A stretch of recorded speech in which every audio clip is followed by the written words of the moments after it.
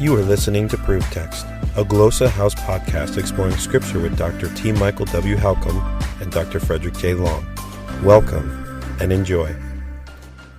Hello and welcome to ProveText. I'm Michael Halcomb, and in this GrammarPoint episode, just briefly want to follow up sort of a feedback on the previous two GrammarPoint episodes where talked about one case and two case prepositions. Here we want to just think about three case prepositions. There aren't many of these, but we have para, epi, pros. These can call for the genitive, dative, or accusative.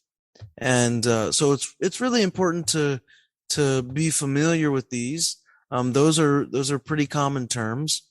But just to be aware of, like, they have a variety of meanings, and it gets a little trickier when they're involving three cases. Although in one sense, when you think about something like para, I always think of proximity. When I think of epi, I always think of on or upon. And when we think of pros, we think of really, again, I guess proximity, but motion, often toward.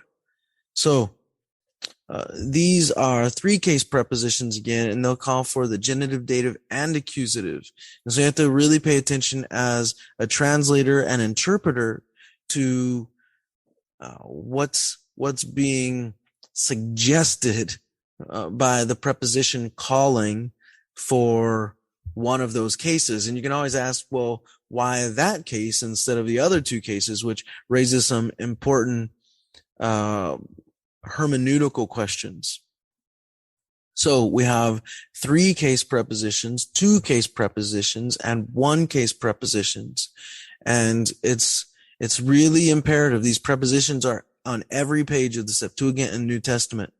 Probably most all of Greek literature, you're going to find it's a very preposition heavy language. So pay attention, learn the prepositions. I think there are about 27 to 30 prepositions that if you can master them, you're going to be well on your way to succeeding in your translation and your interpretation. So pay attention to the prepositions. I hope that helps.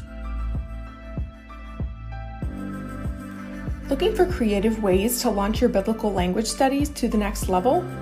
We here at Glossa House create resources with you in mind. We've created a stock of innovative and cutting-edge audio, video, digital, and print resources to help you reach your language goals. Visit glossahouse.com to find what you've been looking for. Glossa House, language resources for the global community.